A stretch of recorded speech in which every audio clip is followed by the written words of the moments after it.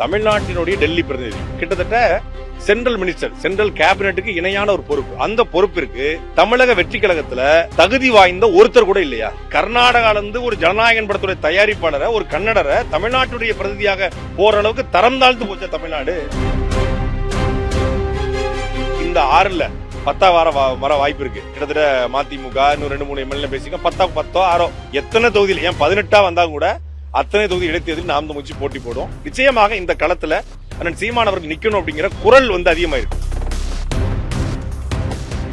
நேற்றைக்கு தமிழக அரசுடைய டெல்லி பிரதிநிதியாக ஒருவர் நியமிக்கப்பட்டிருக்கிறார். வெங்கட நாராயணா, ஜனநாயகன் படத்துடைய தயாரிப்பாளர். நீங்க எப்படி பாக்குறீங்க? இது எப்படி பாக்குறோம் அப்படிங்கறத விட ஒட்டுமொத்தமான தமிழ்நாடு இது எப்படி பார்க்கணும் அப்படிங்கறதான் என்னுடைய கேள்வி. என்னன்னா, தமிழ்நாட்டினுடைய டெல்லி பிரதிநிதி, அதாவது பிரதம அமைச்சரை எந்நேரமும் சந்திக்கக்கூடிய அளவுக்கான ஒரு அப்பாயின்மெண்ட் வாங்குறதுக்கான ஒரு போஸ்டிங். டெல்லிக்கு தமிழ்நாடு முதலமைச்சர் போறாருன்னா அவருடைய ப்ரோக்ராமை தீர்மானிக்கக்கூடிய ஒரு முக்கியமான பொறுப்பு.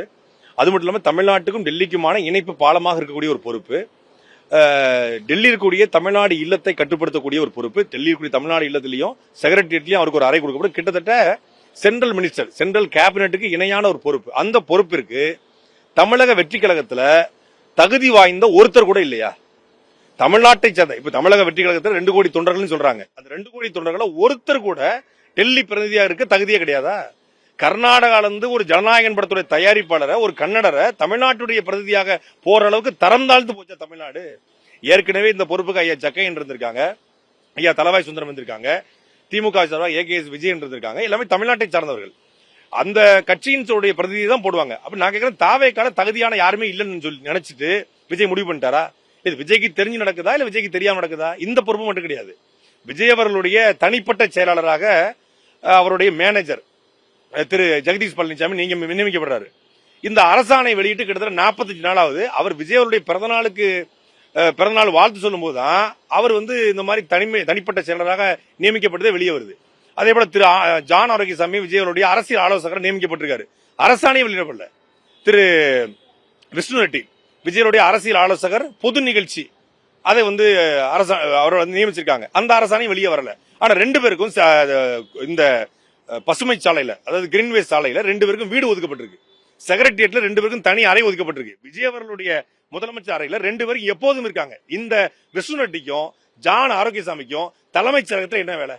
2 பேருமே ஆந்திராவை சார்ந்தவங்க. நான் கேட்கிறேன், விஜயோடைய அரசியல் ஆலோசகர் இருக்க தமிழ்நாட்டை சார்ந்த யாருக்குமே தகுதி இல்லைன்னு முடிவு பண்ணிட்டாரா? அதே போல அவருடைய டிரைவர் அவர் பர்சனல் பிஓ போட்டு வச்சிருக்காரு. இந்த மாதிரி எல்லாமே அவருடைய ஆட்கள் போடணும்னு நினைக்கிறது மாற்று கருத்து இல்ல. இது டெல்லியினுடைய பிரதிநிதி என்பவர் ஒரு தமிழரா இருக்கணும், தமிழ்நாட்டை சார்ந்தவரா இருக்கணும். மேகதாது இஷ்யூ போயிட்டு இருக்கு. மேகதாது பிரச்சனையில இந்த மேகதாது அணை வேணுமா வேண்டாமா என்ற கடிதங்களை மத்திய அரசுக்கு இல்ல உச்சநீதிமன்றத்துக்கு கொண்டு கொடுக்கக்கூடிய இடத்துல அந்த டெல்லி பிரதிநிதி இருக்காரு. இப்ப மேகதாது அணை பிரச்சனையில இந்த வெங்கட் நாராயணா தமிழ்நாடு பக்கம் நிற்பாரா, கர்நாடகா பக்கம் நிற்பாரா? காவிரி சிக்கல்ல வெங்கட் நாராயணா யார் பக்கம் நிற்பாரு? அப்போ விஜய் ஒரு முடிவு பண்ணிட்டாரு, நம்ம அரசாங்கம் அவர் படத்துல ஒரு இவர் இயக்குனரா இருக்கணும், இவங்க நடிகையா இருக்கணும், இவங்க ப்ரொடியூசரா இருக்கணும், இவங்க கேமராமேனா இருக்கணும் முடிவு பண்ற மாதிரி தமிழ்நாட்டுக்கு இதெல்லாம் முடிவு பண்ணணும்னு அவர் முடிவு பண்ணிட்டு இருக்காரு. ஒரு படம் எடுத்த மாதிரி தமிழ்நாடு அரசு நடத்திட்டு இருக்காரு அப்படின்னு தான் நான் பாக்குறேன். இப்ப நீங்க கூட இன்றைக்கு ஒரு ஆலோசனை கூடத்தை வச்சிருக்கீங்க. இந்த 6 பை எலெக்ஷன் வரப்போது நாம் தமிழர் கட்சியுடைய நிலைப்பாடு என்னவா இருக்கும்? கேண்டிடேட் வழக்கம் போல தனித்து போட்டியா அல்லது வேறு மாற்றங்கள், சமீபத்திய சந்திப்புகள்லாம் வேற மாதிரியா சொல்லப்படுகிறது? எங்களுடைய தலைவர் பிரபாகரனுடைய கூற்றுப்படி காலத்தை இழக்கலாம், களத்தை இழக்கக்கூடாது. எந்த களத்தையும் நாம் தமிழ் கட்சி ஒருபோதும் இழந்து கிடையாது. 2016 நாம் தமிழ் கட்சி தேர்தல் அரசியல் வந்த பிறகு தொடர்ச்சியா நடந்த எல்லா இடைத்தேர்தல் களத்திலையும் நாங்க போட்டி போட்டுக்கோம். குறிப்பா ஆர்கே நகரா இருக்கட்டும், விக்கிரவாண்டியா இருக்கட்டும், ஈரோடு கிழக்கா இருக்கட்டும், 18 தொகுதி இடைத்தேர்தலா இருக்கட்டும், எல்லாத்திலையும் போட்டி போட்டுக்கோம். வேலூர் நாடாளுமன்ற இடைத்தேர்தலையும் போட்டி போட்டோம். அந்த அடிப்படையில் இந்த 6ல 10 வர வாய்ப்பு இருக்கு. கிட்டத்தட்ட மதிமுக இன்னும் 2-3 எம்எல்ஏ பேசிக்க 10 6 எத்தனை தொகுதியில் ஏன் 18 வந்தா கூட அத்தனை தொகுதி இடைத்தேர்தலில் நாம் முயற்சி போட்டி போடும். நீங்க தான் பிரேக் பண்ணிருக்கீங்க. உங்க செய்தியை பார்த்தா நானே தெரிஞ்சுக்கிட்டேன். அம்பாசமுத்திரத்துல சீமான் அவர்கள் போட்டியிடுவதற்கான வாய்ப்புகள் இருப்பதா நேற்று செய்திகள் இன்றைக்கு போட்டீங்க. புதிய தலைமுறை தாங்க போட்டிருக்கீங்க.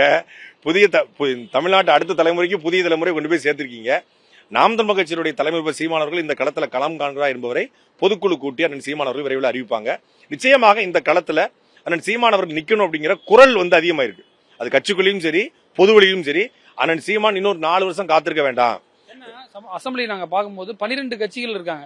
பிரேமலதா விஜயகாந்த் இருக்காங்க, அதே போல பார்த்தீங்கன்னா சௌமியா இருக்காங்க. இது போன்ற விஷயங்கள் சீமான் வந்தால் எந்த அளவுக்கு ஒரு ஜனநாயகம் இருக்க முடியும்? ஏமா இப்போ நீங்க திமுகவின் சார்பான பிரதிநிதி இருக்காங்க, அதிமுகவோட பிரதிநிதி இருக்காங்க, மனிதநேய மக்கள் கட்சியோட பிரதிநிதி இருக்காங்க, மனிதநேய ஜனநாயக கட்சியின் பிரதிநிதி இருக்காங்க, இந்திய யூனியன் முஸ்லீம் லீக்கோட பிரதிநிதி இருக்காங்க, தேமுதிகவோட பிரதிநிதி இருக்காங்க, கம்யூனிஸ்டுகள், காங்கிரஸ், மதிமுக எல்லா கட்சியோட பிரதிநிதிகளும் அங்க இருக்காங்க. ஆனா நாம் தமிழ் கட்சியின் பிரதிநிதி இல்ல.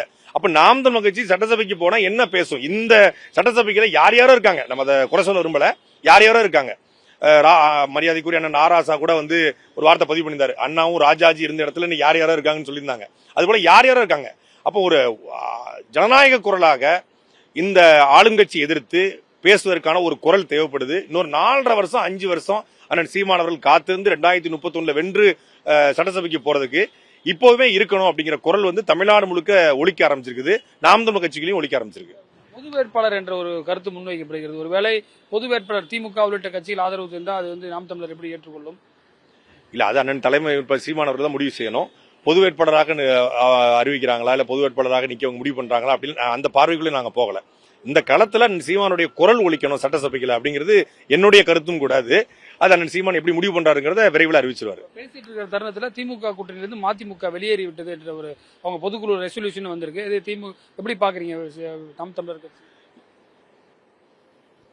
அதாவது மதிமுகங்கிற கட்சி தமிழ்நாட்டுக்கு தேவையா அப்படிங்கறத தமிழ் மக்கள் உணர வேண்டும். எந்த நோக்கத்திற்காக மதிமுக உருவாக்கப்பட்டுச்சுன்னா திமுக வாரிசு அரசியல் இருக்குன்னு சொல்லிதான்.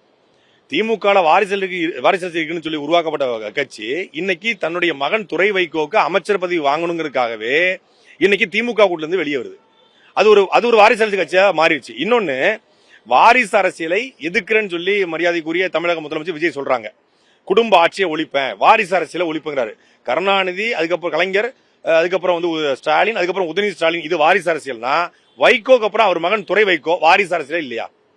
அங்க இந்த நேரு, இந்திரா காந்தி, ராஜீவ் காந்தி, ராகுல் காந்தி வாரிசு அரசியல் அது கூட இருந்துக்குவாரு. இங்க வைகோ மகன் துரை வைகோ இருக்கிற மதிமுக நினைச்சுக்குவாரு. ஆனா வாரிசு அரசியல் எதிர்ப்பாரு. இப்ப வாரிசு அரசியல் கருணாநிதி குடும்பம் பண்றது மட்டும் தான் வாரிசு அரசியலா? வைகோ குடும்பம் பண்றது வாரிசு அரசியல் இல்லையா?